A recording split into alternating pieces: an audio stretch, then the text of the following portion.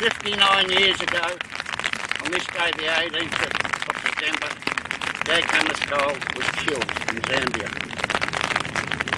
On behalf of Free West Papua Ballarat Support Group, I'd like to welcome everyone to this tree planting in memory and in honour of Hammarskold. Dr. Lance Collins will now give us an outline of Dad's life. Lance, in a former career, was Lieutenant Colonel, head of military intelligence in Timor-Leste during 20 years ago during the humanitarian intervention. Thank you, Lance. Good morning, ladies and gentlemen, and congratulations to the Ballarat people for having weather like this. I want to make a few remarks about Hammarskold and who he was as a man. Some remarks about the Congo, because that's unfortunately how he achieved such fame, and a few remarks about his legacy. He was a Swedish economist and diplomat, born into one of the top families in Sweden, and he was an economist and diplomat, as I've said. He was appointed Secretary General to the UN in its early days at the age of 47, and that's still the record for the youngest Secretary General. He loved painting, poetry and music, and he was also a noted athlete. He engaged in gymnastics, mountain climbing and skiing. At the age of 56, he died in a plane crash in Zambia, northern Rhodesia, the account differ. And at the time he was flying to negotiate a ceasefire between the new established Democratic People's Republic of the Congo and Tanganese rebels who were based in the southeast of the country. He was a noted UN reformer, and he was engaged in trying to seek an accord between Israel and the Arab states. He negotiated the release of US prisoners after the Korean War, and he formed the UN Emergency Force and engaged in the ceasefire after the Suez Crisis in 1956. In 1960, he was engaged to participate or lead the peacekeeping efforts in the Congo crisis, which lasted from 1960 until 1965. It cost about 100,000 lives. The term Congo crisis refers to the Democratic Republic of Congo, which is south of the Congo River. It's based on a former Belgian colony which was noted for its notorious human rights abuses. Just to clarify, there's another Republic of the Congo, which is based on the former French colony of French Equatorial Africa, and that is on the northern side of the Congo.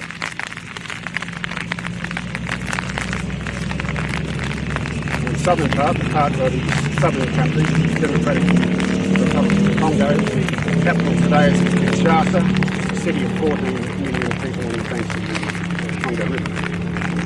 The crisis began almost immediately after the colony won its decolonisation struggle from Belgium, and was basically around divisions between factions in the army, ethnic factions with sort of tribal secession.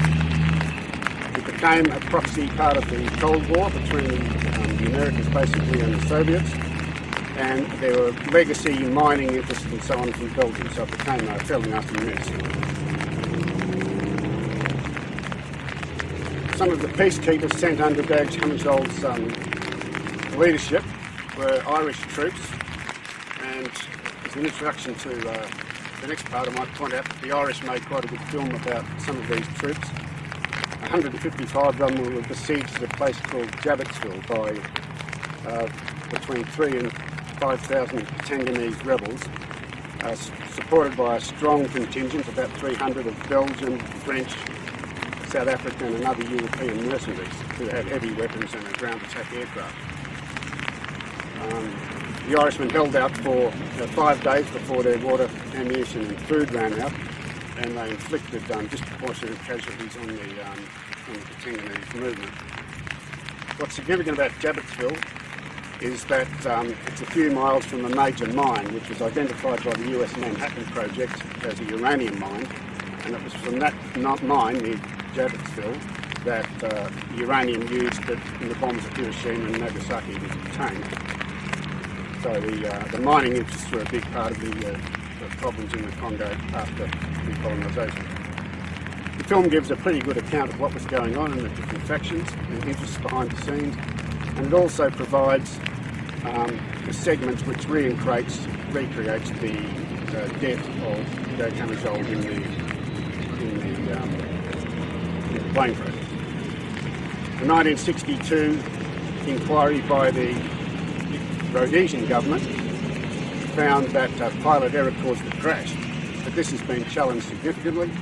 The UN inquiry not long after that found an open verdict, if you like. Other inquiries suggest that the plane was shot down with the CIA blaming the Russians. In 1998, the South African government obtained documents in its reconciliation process which pointed to the plane being shot down as well. In 2015, the UN Secretary General ordered another investigation which gave moderate value to these claims, and noted that aircraft and intelligence assets from unknown countries were in the area of the crash at the time. Research for a 2019 documentary film, indicated that a Belgian pilot, Jan van Rissengem, with mercenary associations, who flew with the Royal Air Force in the Second World War and married a British wife, had been named as shooting down Hammarskold's aircraft. As recently as May this year, the United Kingdom government, in contrast to many other states, reiterated its long-standing refusal to not release intelligence documents relating to the case.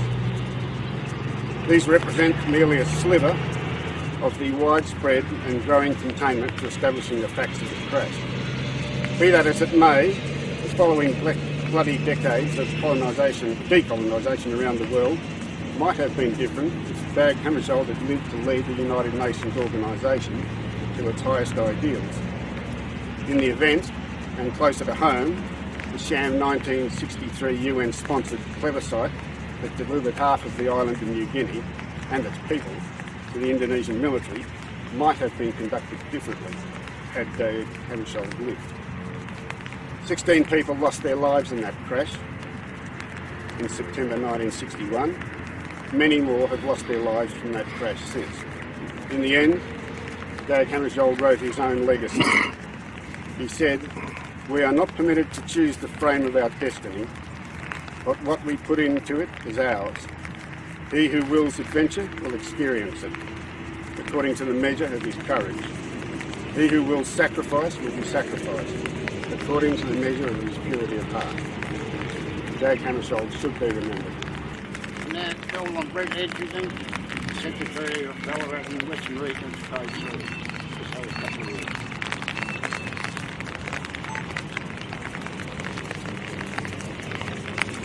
Thank you, brothers and sisters. I just reiterate pretty much what Lance has summed up, that but for a moment in time, but for a different decision, the world today could be a very different place.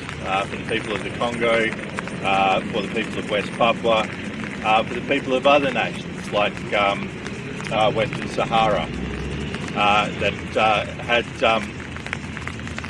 the decolonisation program been allowed to continue, had Dag not died in the plane crash on that day, we may live in a very different world.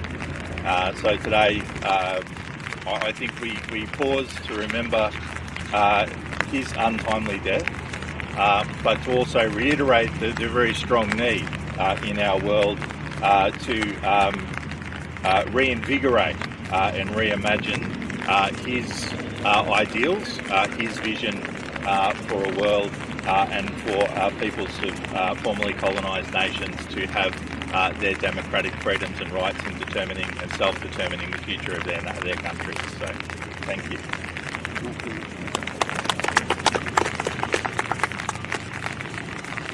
Now, call on City of Ballarat Deputy Mayor Linda Coates. to say a few things and then formally thank the board. Thank you. Thanks, John. Thanks everyone for attending today. It's so nice to see you all here. I'll acknowledge that we're gathering on Wadawurrung land and pay respect to the traditional custodians and acknowledge their ongoing connection to the land and waterways, and also acknowledge that Australia is a colonised country as well. So thank you to John Lawrence and Free West Papua Ballarat for organising the day. Thank you to Ballarat Trades Hall for the support, and thank you to Dr. Lance Collins for those incredible words to fill us in on the background and the story of the significance today. And it is really dear to my heart, the movements associated with peace, with democracy, diplomacy and decolonisation. So I'd also like to thank our City of Ballarat staff for supporting this day today and providing the tree. So we have a beautiful white cedar which also grows in West Papua apparently, and we have some staff here with us to assist with the planting in honour of Dag Hammarskjold, and hopefully we get some beautiful rain over the weekend to help it grow and flourish, and we can come back here and acknowledge this as a very significant event and moment. So thank you all, and I'll now officiate and call over some City of Ballarat staff to help assist in planting this tree, because it's pretty big, and we'll get it in the ground. So thanks everyone. Thank you to the City of Ballarat for providing the beautiful tree and the poster. Thank you. Great. Did you hear that, everyone? Thank you so much for providing the beautiful tree and the space to plant it and the assistance to lift it into the ground. What would you like me to do?